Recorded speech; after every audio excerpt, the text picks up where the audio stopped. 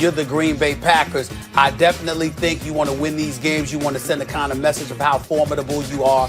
That's how I view them right now. It's not because they need it more than Indy in terms of record-wise. I'm just looking at the conference that they're in and the competition that they've got awaiting them. Rob, I'll give it to you. I'll just say this one thing. Yep, the conference. What about the division they're in? You know, where are the Pittsburgh Steelers for Aaron Rodgers? I think Lamar needs it more. Yeah, I'm going with the Ravens. I think they do need it more. This one's about confidence, and you can't lose back-to-back games. Losing to the Patriots, a game they should have won. Yeah, everyone's going to talk about the weather, yada, yada, yada. But at the end of the day, when you lose back-to-back games and you're supposed to be the top in the division and things aren't looking right for you, then it's not going to look great down the road when they need these games. And talk about Tennessee. Last year, they knocked them off in the playoffs. They weren't supposed to lose to Tennessee then. And this is going to be a big game for them to try and see where they're at mentally. I think the Ravens are a bigger story no than question Aaron for Lamar. sure. Hey, is he The slipping? Ravens Is he might getting not need older? it. Lamar might need it. No, Aaron Rodgers is fine.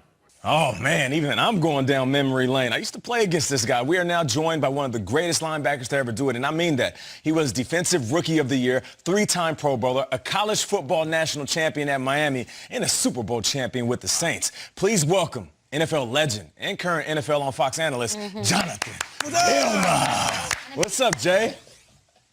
What's up, Nate, man? How you doing?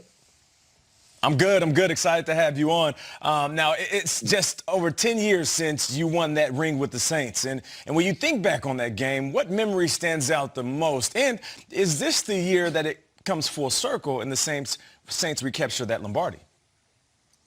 You know, the first thing I always think back is to how much fun I had with my teammates. That was first and foremost. And, you know, Nate, if you're not having fun, you know, why are you doing it, right? It's not a fun game when you're losing. And then, you know, the second thing was the competition. We competed so hard in practice, you know, that when we didn't know any other way in the games. And, you know, that was a testament to Sean Payton. It was a testament to Greg Williams, our defensive coordinator at the time, of how it was to really take practice and the intensity and take that to the game. So, you know, we had many battles in practice that panned out in the games. I enjoyed it. It was a lot of fun. And just thinking back about that season, I think of those great memories. And you always talk about the process, right? You don't think about just the wins. It was the practice and the guys and being in the locker room. John, let's go to this year's season for the Saints. There's a Seminole on the team right now, a very important Seminole, and said Seminole ate a W a few years back before a game. When Jameis did the notorious W celebration, you posted on Instagram, oh boy, how in the hell do you expect to win with your quarterback looking like this before the game? That was, I don't know if we have it, but that was the actual Instagram comment. So let me ask you this. Do you still feel that way about this? Wait, we have footage of the... 1,000%. Yes. John, do you still feel this way? Go ahead. Of course I feel this way. If I were number 51 right behind Jameis Winston and I saw that, I would take off my helmet, I would take off my shoulder pads, I would walk into the locker room and say, Coach, we're done. We're losing. There's no way we're going to win this game. I'm out. We got no shot. Yeah. So, yeah, 1,000% I still feel this way. Yes. I don't disagree. I love everything you just said. That is, co-sign, subscribe, move on. Okay, let's talk. Great to have you on the show. Beautiful beach you're on, by the way. There's a lot of things that amaze me about the Saints. I'm sure you know that I'm a supporter of them, but one of the things that I want to wrap my head around is how after 14 years and some serious heartbreaks and things not going the right way, players still respond to Sean Payton in such a huge way. It's palpable. You see it every week on the field. He always gets the most out of his teams. 14 years in, what is it about your experience with him that tell me why he separates himself from other coaches?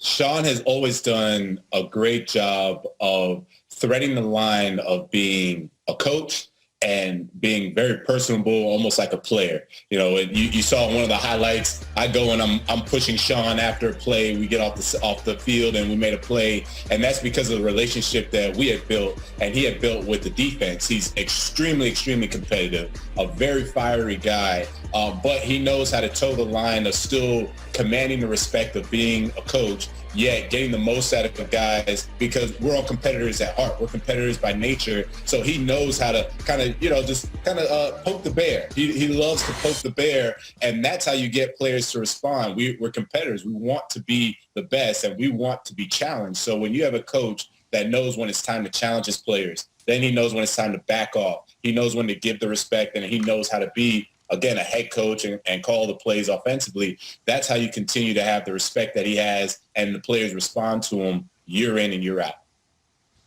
Awesome. It's amazing that you had your generation of Saints. Now we have a whole other generation of Saints, and they all respond to Coach Payton. I just love you saying that Kendall Beckwith should have taken his pads off and walked into and told Dirk Cutter, I'm out. I can't play for that guy. No, I'm done. I'm out. Kendall Beckwith.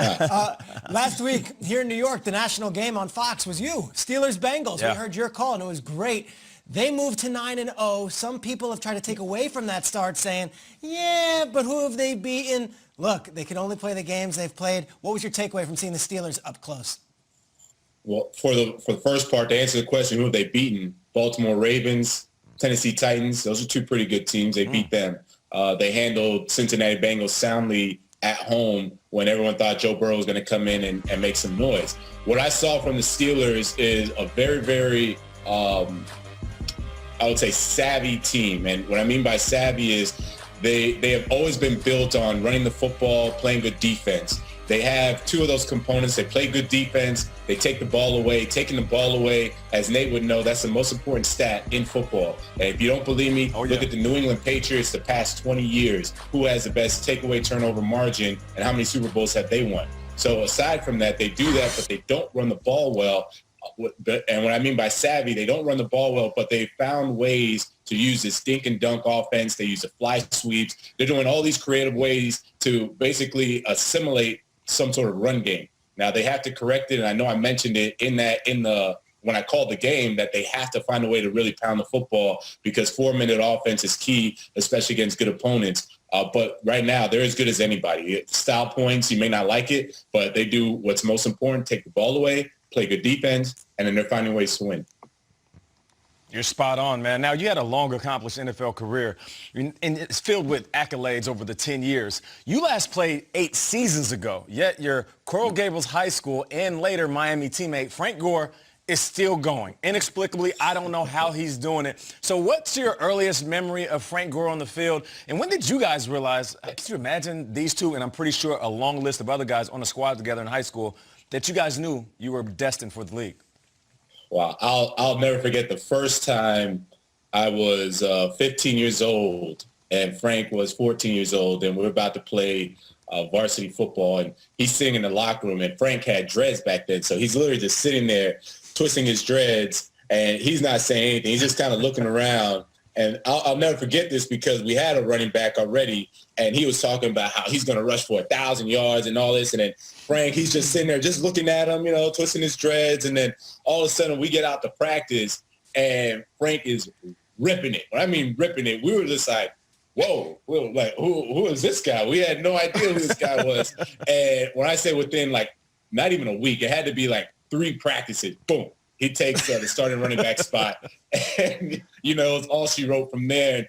And, I always remember that our high school coach did a great job of making us always do ones versus ones. So anytime we did pass blocking drills, blitz drills, remember hamburger drills, all those things back in the day, the old school football, it was me versus me versus Frank all the time. So that really made one.